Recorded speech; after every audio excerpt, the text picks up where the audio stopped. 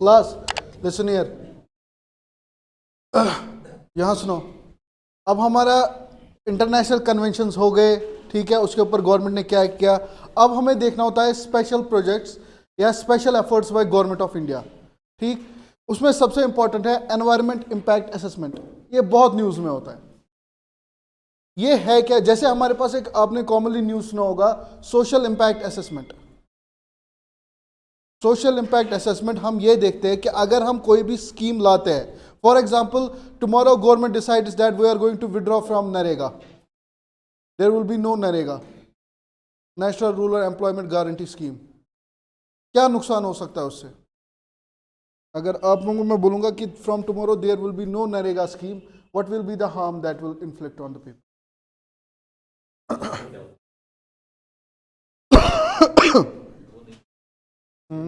Developmental works नहीं हो पाएंगे और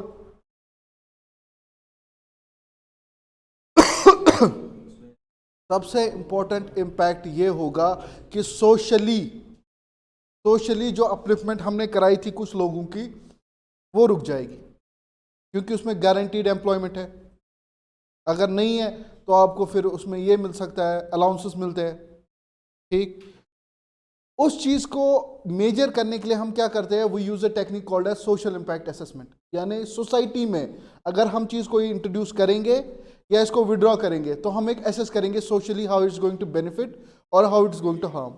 वैसे ही अगर कोई नया प्रोजेक्ट हमें कल को स्टार्ट करना है, ठीक, we are going to build any project in JNK for example, tomorrow we decided कि डल के अंदर हम एक नया प्रोजेक्ट बनाएंगे, ठीक। उसका effect on the ecology and the surrounding, that is called as environment effect impact assessment, just like social impact, ठीक। कि अगर कोई भी नया प्रोजेक्ट या नया ये जॉब या कुछ भी स्टार्ट करना है तो उसका effect on the ecology, environment and the people living there in short as well as long term is known as environment impact assessment, ठीक। तो होता क्या है कि सबसे पहले प्रोजेक्ट आता है, फिर उसके बाद साइट सिलेक्शन होती है, ठीक। For example the project is thermal power plant, JNK में हमें थर्मल पावर प्लांट बनाना। साइट सिलेक्शन क्यों इंपॉर्टेंट होती है? एनीवन? थर्मल कोल पे बेस्ड, सबसे पहले रिसोर्सेज क्या वहां तक इजीली पहुंच पाते हैं कि नहीं, ठीक। फिर उसके बाद रिसोर्सेज अगर वहां तक पहुंच पाते हैं कि वहां सराउंडिंग में कोई नेशनल पार्क या वाइल्ड लाइफ सेंचुरी तो नहीं है, कोई लेक तो नहीं है, कोई वाटर बॉडी तो नहीं है, तो हमें देखना है कि अगर कोई प्रोजेक्ट बना उसके आसपास क्या इफेक्ट पड़ेगा। For example we can not start project on our own in a tribal affected area, if we start there will be a resentment, ठीक। और अगर आप फिफ्थ शेड्यूल और सिक्स शेड्यूल में, अगर आप फिफ्थ शेड्यूल या सिक्स शेड्यूल में करना चाहते हो तो स्पेशली हमें वहां की ग्राम सभा की परमिशन चाहिए कि हम भाई ये प्रोजेक्ट स्टार्ट कर रहे हैं वहां पे।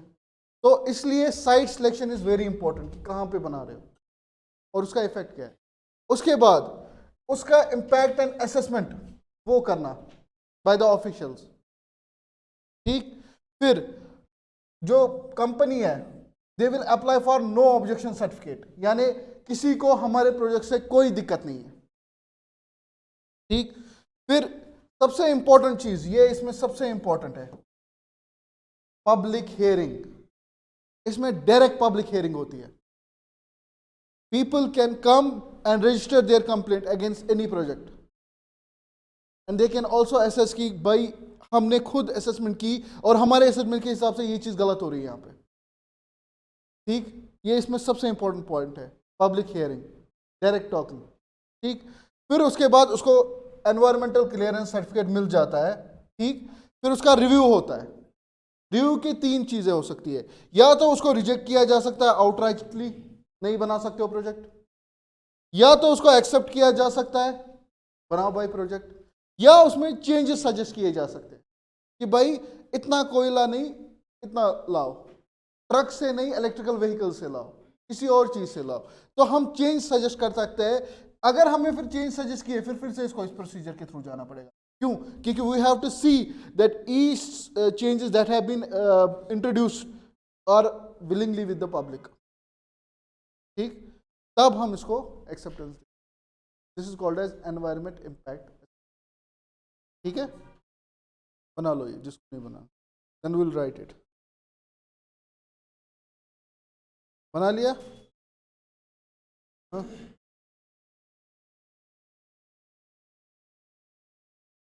अब प्रोजेक्ट्स भी है ना, जो कोई प्रोजेक्ट बना रहा है वो दो तरीके के होते हैं, नेशनल लेवल प्रोजेक्ट्स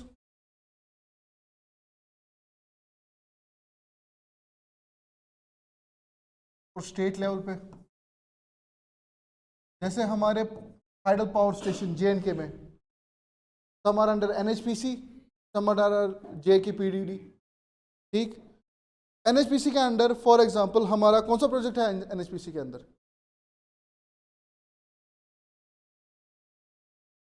या कौन सा है जो JKPDD के अंडर है? बगलिहार किसके अंडर है? तो स्टेट के अंडर है। ठीक, हाँ, सलाल प्रोजेक्ट्स वगैरह। तो अब ले लो for example national level project, they are called project A and state level projects called project B। ठीक है, अब अगर मुझे इसमें क्लियरेंस चाहिए नेशनल लेवल पे, तो नेशनल लेवल क्लियरेंस बॉडी होगी, और अगर मुझे स्टेट लेवल पे चाहिए तो स्टेट लेवल की बॉडी होगी। सेम जैसे हमने पढ़ा national biodiversity authority and state biodiversity board और स्टेट बायोडाइवर्सिटी अथॉरिटी। ठीक, क्यों? क्योंकि अगर नेशनल लेवल प्रोजेक्ट्स हैं तो उसमें असेसमेंट खाली उस एरिया के हिसाब से नहीं, कंट्री के हिसाब से देखनी पड़ती। तो वहां पे हमारे पास affected people and the people यानी कॉस्ट बेनिफिट एनालिसिस डिफरेंट है, जबकि स्टेट लेवल प्रोजेक्ट में कॉस्ट बेनिफिट एनालिसिस डिफरेंट है। ठीक, तो इसके लिए रिव्यू कमेटी भी डिफरेंट होगी और जो कॉस्ट बेनिफिट एनालिसिस भी है वो भी अलग होगा। ठीक है, ये एनवायरमेंट इम्पैक्ट असेसमेंट का एक इंपॉर्टेंट पार्ट है। उसके अलावा कुछ प्रोजेक्ट्स है जिनके लिए आपको मैंडेटरी क्लियरेंस लेना ही लेना है, that you can not shy away from the clearance. ठीक है, there are certain projects which require mandatory clearance.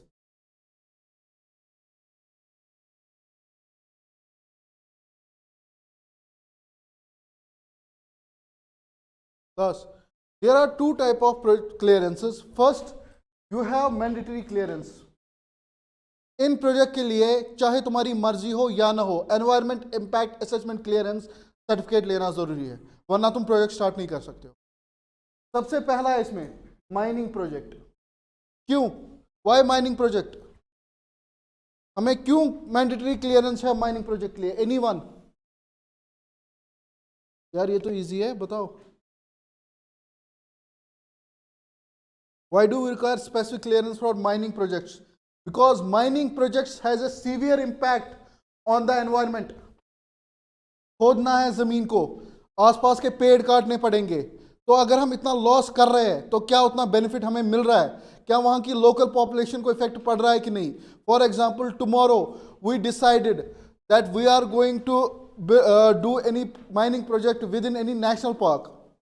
ठीक, पहले तो अलाउ नहीं करेंगे, अगर किसी एरिया में करेंगे और उसकी वजह से वहां की आसपास की बायोडाइवर्सिटी बर्बाद हो गई, ठीक है, तो उसका जिम्मेदार कौन होगा? So we need environmental clearance for mining projects. Second, thermal power plants. क्यों?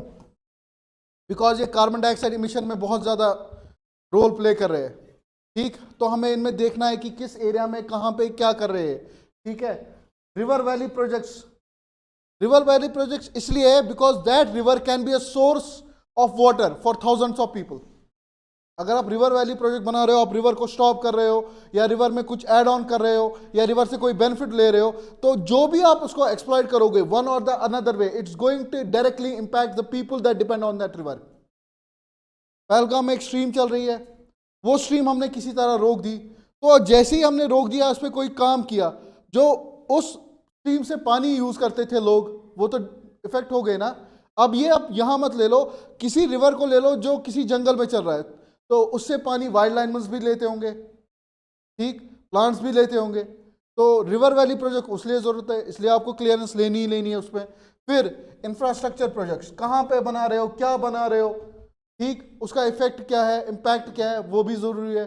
कल को इंफ्रास्ट्रक्चर प्रोजेक्ट हमने डिसाइड किया कि we are going to build a grand city plaza in any area, ठीक, या हमने डिसाइड किया कि पहलगाम में अब हम होटल्स कंस्ट्रक्ट करेंगे, होटल चेन्स कंस्ट्रक्ट करेंगे, तो कहाँ पे करोगे, उसकी हाइट क्या होगी, लेंथ क्या होगी, और उसके आसपास की वजह से क्या इफेक्ट होगा, वो क्लियरेंस भी जरूरी है। एंड द लास्ट, इंडस्ट्रीज, ये तो ऑब्वियस है, ठीक, इन चीजों के लिए you have to have mandatory clearance. अब इसमें एग्जम्पशंस भी है, कुछ एग्जम्पशंस है कि that you do not need to require for environmental impact assessment, ठीक, उसमें सबसे इंपॉर्टेंट है स्ट्रेटेजिक डिफेंस प्रोजेक्ट्स, क्योंकि ये जरूरी है।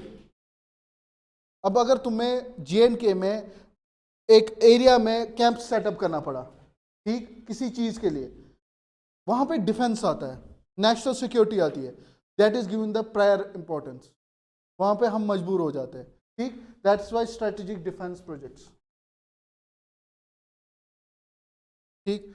Second, biomass based power plant, क्यों, क्योंकि ये कोई पोल्यूशन नहीं करेंगे और ये हमें उससे भी बचाएंगे, थर्मल पावर प्लांट से, बाकी चीजों से। और दूसरा, it will also help in our commitment towards NDC, ठीक, कितने % हमने कहा है कि that we will generate from non fossil fuel based resources, excellent, ठीक। थर्ड, पोर्ट्स एंड हार्बर्स, ठीक, अगर हमें नए पोर्ट्स बनाने पड़ेंगे और हार्बर्स बनाने पड़ेंगे, then for that we do not require environmental clearance. Last, toll plazas, ठीक,